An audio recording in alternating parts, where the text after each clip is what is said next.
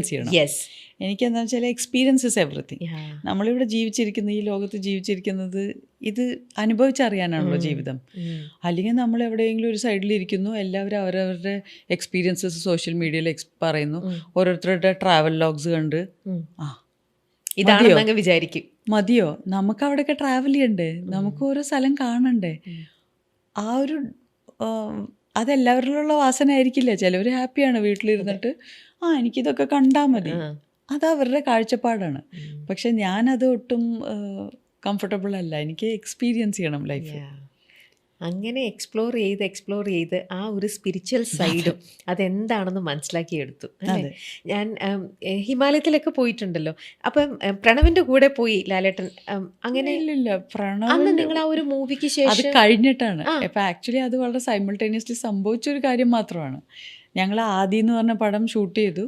എനിക്ക് തോന്നുന്നു ആ പടം കഴിഞ്ഞ ഉടനെ പ്രണവ് ഋഷികേശിലോ എവിടെയോ പോയി.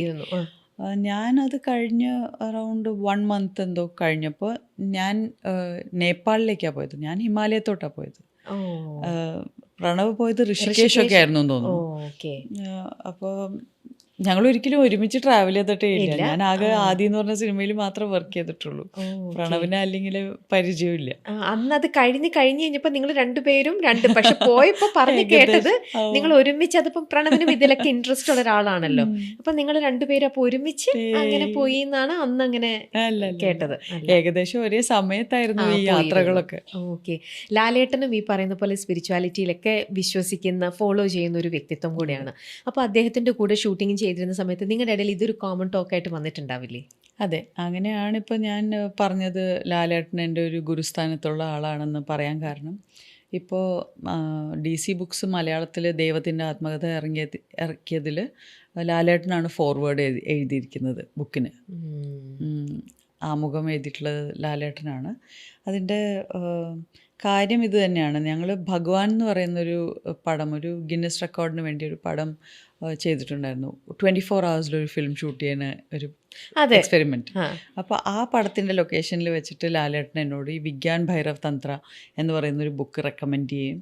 ഞാൻ അത് വായിച്ച് പഠിച്ച് അതിൽ 112 മെഡിറ്റേഷൻ ടെക്നിക്സാണ്. ഞാൻ ആ 112 മെഡിറ്റേഷൻ ടെക്നിക്സ് ചെയ്തത് ഓവർ 2.5 years ആണ്. ആ ബുക്ക് തുടങ്ങി 2.5 വർഷം കണ്ടിന്യൂസ്ലി ആ ബുക്കുമായിട്ടാണ് ട്രാവൽ ചെയ്തത്. അപ്പോൾ ആ ബുക്കാണ് ശരിക്കും പറഞ്ഞാൽ എൻ്റെ സ്പിരിച്വൽ ക്വസ്റ്റിന് ഒരു ഭയങ്കര ഡെഫിനിഷൻ കൊടുത്തത്. അതുവരെ വളരെ വേഗമായിട്ട് അന്വേഷിച്ചുകൊണ്ടിരിക്കുകയാണ്. ഇതൊരു കറക്റ്റ് വഴി കാണിച്ചു തന്നു. 112 വഴികൾ കാണിച്ചു തന്നു. ആ 112 എനിക്ക് എക്സാക്ട്ലി അനുയോജ്യമായ വഴി പിന്നെ തുടർന്ന് ഒരു ക്ലാരിറ്റി വരെ എത്തി. ഒരുപക്ഷെ ലാലേട്ടൻ ആ ഒരു കാര്യത്തിൽ ഇൻഫ്ലുവൻസ് ചെയ്തിട്ടുണ്ടാവുമല്ലോ, ഹൗ ഹി ഡീൽസ് വിത്ത് ഈ ഒരു സ്പിരിച്വാലിറ്റി അല്ലെങ്കിൽ ഇങ്ങനത്തെ ഒരു ക്രിയേറ്റീവ് സൈഡ്, ആർട്ട് ഫോം.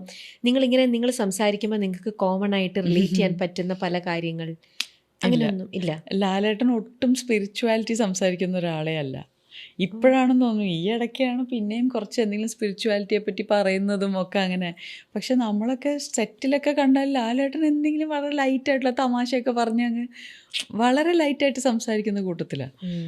ആ സമയത്ത് അവിടെയുള്ള എന്തെങ്കിലും ഒരു കാഷ്വൽ ടോക്കേ ഉള്ളൂ. സീരിയസ് ആയിട്ടുള്ള ഡിസ്കഷൻസിനൊന്നും ഒരിക്കലും ലാലേട്ടനെ കിട്ടില്ല.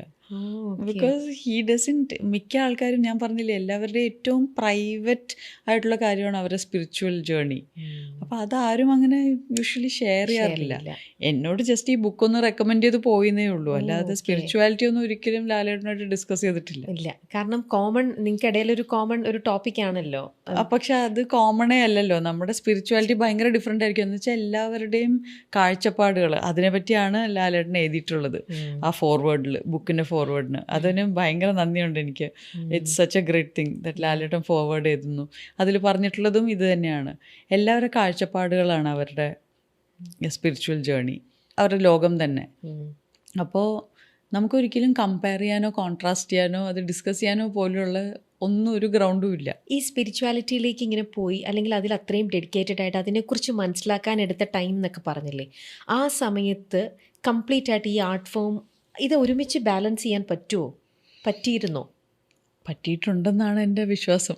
അതുകൊണ്ട് ഇത്രയും 175 സിനിമയിലൂടെ അഭിനയിച്ചു, കുറെ അവാർഡുകൾ കിട്ടി. അല്ല അതോടൊപ്പം സ്പിരിച്വാലിറ്റിയും പക്ഷേ പോയി. ആ സ്പിരിച്വാലിറ്റിയിൽ നമ്മൾ ഇത്രയും ഇൻറ്റൻസീവ് ആയിട്ട് നിൽക്കുമ്പോൾ അതിലുള്ള എനിക്കത് അതെങ്ങനെ ഹാൻഡിൽ ചെയ്തെന്നുള്ളൂ. ഇതൊരു ആർട്ട് സൈഡാണ്, ക്രിയേറ്റീവ് സൈഡാണ്. മറ്റേത് നമ്മുടെ മൈൻഡിനെ വേറെ തന്നെ ഒരു ലോകത്തേക്ക് നമ്മൾ കൊണ്ടുപോവാണ്.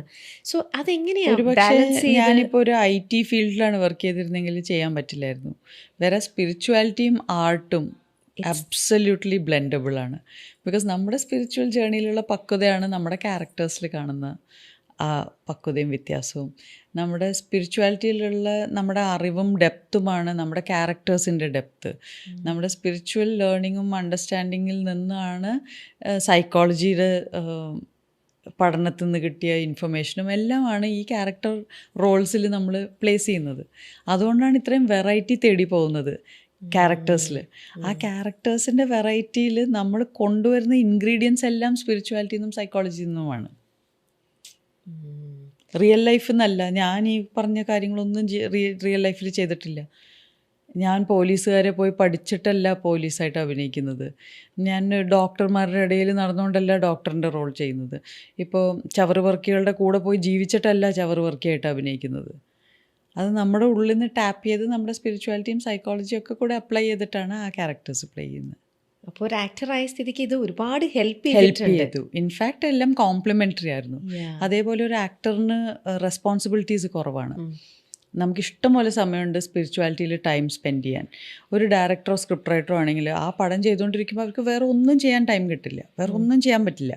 ഒരു ആക്ടർ എന്ന നിലയ്ക്ക് ഒരു ദിവസത്തിൽ ആക്ച്വലി എത്ര മണിക്കൂർ ആണ് നമ്മൾ വർക്ക് ചെയ്യുന്നതെന്ന് ചോദിച്ചാൽ മിനിറ്റുകളാണ്. നമ്മൾ രാവിലെ വന്ന് മേക്കപ്പ് ഇട്ട് കോസ്റ്റ്യൂം ഇട്ട് ഇരിക്കുന്നു എന്നേ ഉള്ളൂ. ആ ആക്ഷനും കട്ടിൻ്റെ ഇടയിലാണ് ഞങ്ങളുടെ ജോലി സമയം. ആക്ച്വലി നമ്മൾ ഞങ്ങളുടെ ക്രാഫ്റ്റ് ചെയ്യുന്നത്.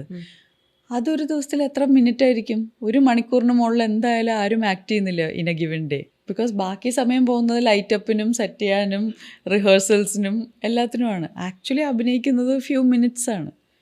ബാക്കി സമയം മുഴുവൻ ഞങ്ങളൊരു കാരവാനിലോ എവിടെയെങ്കിലും ഒരു റൂമിൽ ഇരിക്കുകയാണ്. അവിടെ എന്താ ചെയ്യുന്നത്? മിക്ക ആൾക്കാർ ഈ പറഞ്ഞ പോലെ സോഷ്യൽ മീഡിയ സ്ക്രോൾ ചെയ്യുന്നു, ചിലവർ ബുക്ക് വായിക്കുന്നു, ചിലവർ ഫോൺ കോൾസ്, ചിലവർ അവർ വേറെ ഓൾട്ടർനേറ്റ് ബിസിനസ്സസ് നടത്തുന്നു, പല കാര്യങ്ങളും ചെയ്യുന്നു ഈ സമയത്ത്. അപ്പോൾ ആ സമയം മുഴുവൻ ഞാൻ സ്പിരിച്വാലിറ്റിക്ക് സ്പെൻഡ് ചെയ്തിരുന്നു. ലൊക്കേഷനിലാണെങ്കിലും പണ്ട് പഠനത്തിൽ യൂസ് ചെയ്തിരുന്നു. അപ്പോൾ ഞാൻ ലൊക്കേഷനിലാണെങ്കിലും പഠിച്ചുകൊണ്ടിരിക്കും. അതുകൊണ്ടാണ് പഠിത്തം വീക്കാവാതെ കണ്ടിന്യൂ ചെയ്യാൻ പറ്റിയത്. അപ്പോൾ ആക്ടിങ് മാത്രമേ ഉള്ളൂ ശരിക്കും പറഞ്ഞാൽ ഇത്രയും നമ്മുടെ പേഴ്സണൽ ലൈഫിന് സമയം തരുന്നൊരു കരിയർ. അതുകൊണ്ട് സ്പിരിച്വാലിറ്റിയിൽ ഡെപ്തിൽ പോയി അതിൻ്റെ കാര്യങ്ങൾ മനസ്സിലാക്കാൻ സാധിച്ചു. അതെ, ത്രൂ ദാറ്റ് ആക്ടിങ്ങിലോട്ടും അതിൻ്റെ ഉപകാരം ഉണ്ടായി. ഇങ്ങോട്ടും അങ്ങോട്ടും വളരെ കോംപ്ലിമെൻ്ററി ആയിട്ടാണ് പോയത്.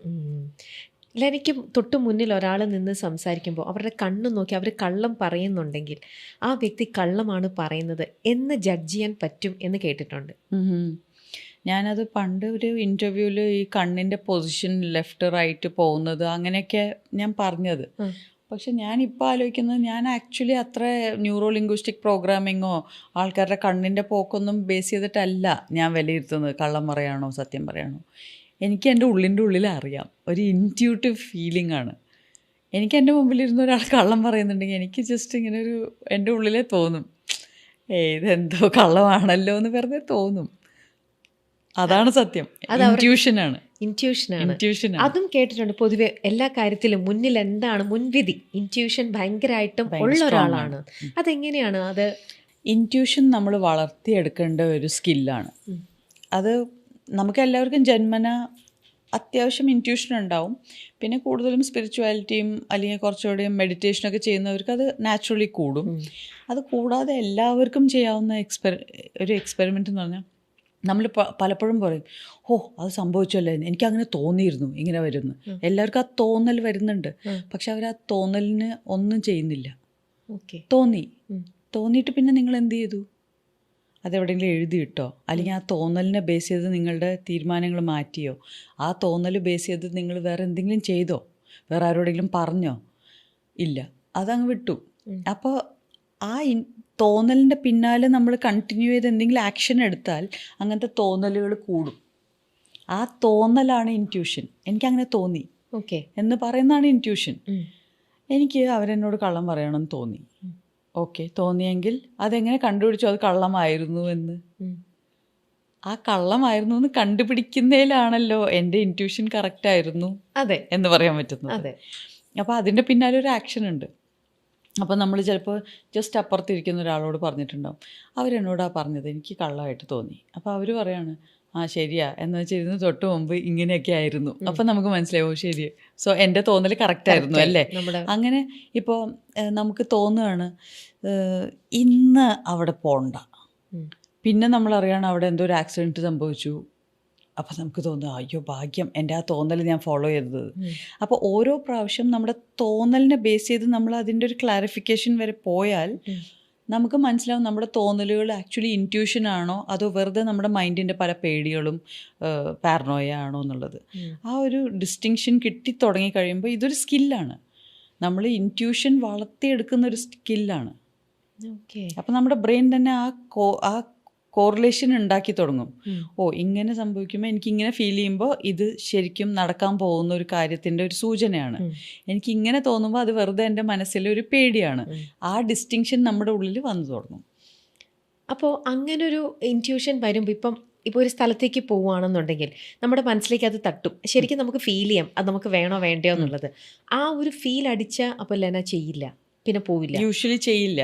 അല്ലെങ്കിൽ എന്തെങ്കിലും ഞാൻ വെയിറ്റ് ചെയ്തിരിക്കും, അത് തന്നെ എങ്ങനെയെങ്കിലും മാറിപ്പോവും.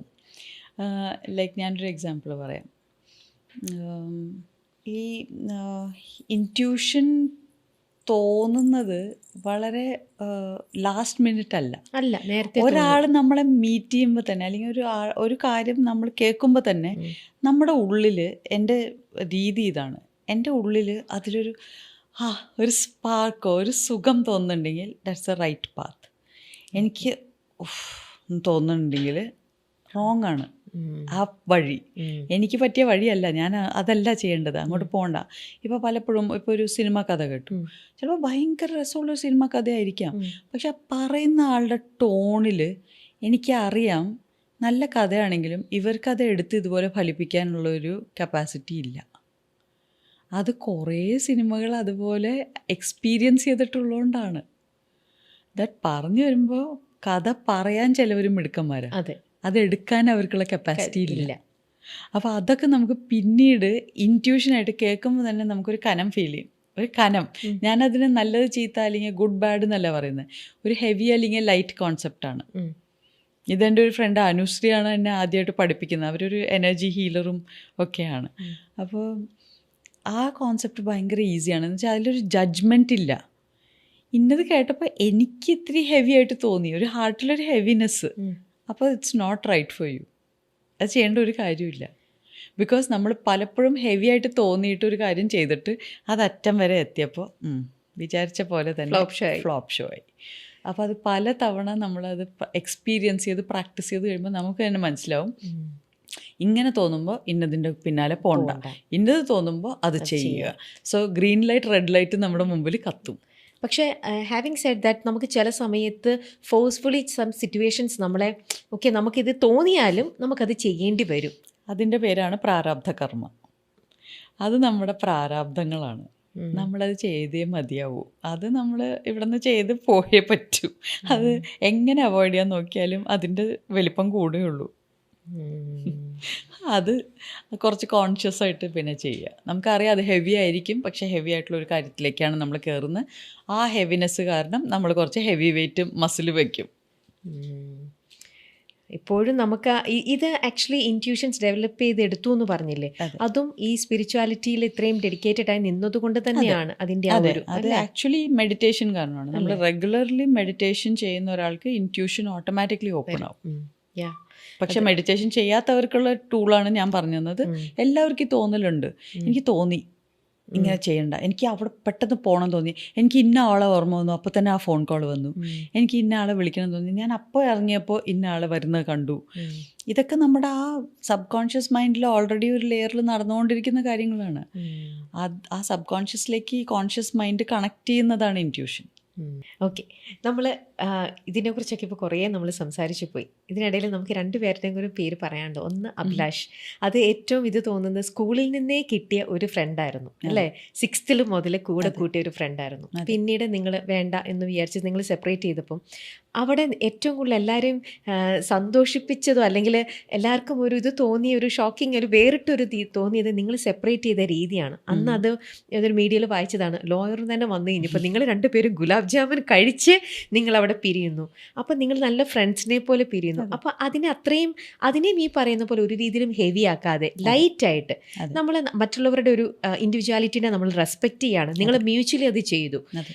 അത് അന്നേരം അപ്പോൾ ആ ഒരു ഏജിലും എനിക്ക് ഇത്രത്തോളം ഇതിനോടുള്ള ഒരു ഡീപ്പായിട്ടുള്ള ഒരു അറിവോ കാര്യങ്ങളോ സിറ്റുവേഷൻസിനെ ഇങ്ങനെ ഹാൻഡിൽ ചെയ്യാൻ പറ്റിയിട്ടുണ്ടായിരുന്നു അല്ലേ? ഉറപ്പായിട്ടും. ബിക്കോസ് ഓൾറെഡി ഈ ലെവൽ ഓഫ് അറിവ് എനിക്ക് 24ാമത്തെ വയസ്സ് മുതലുണ്ട്.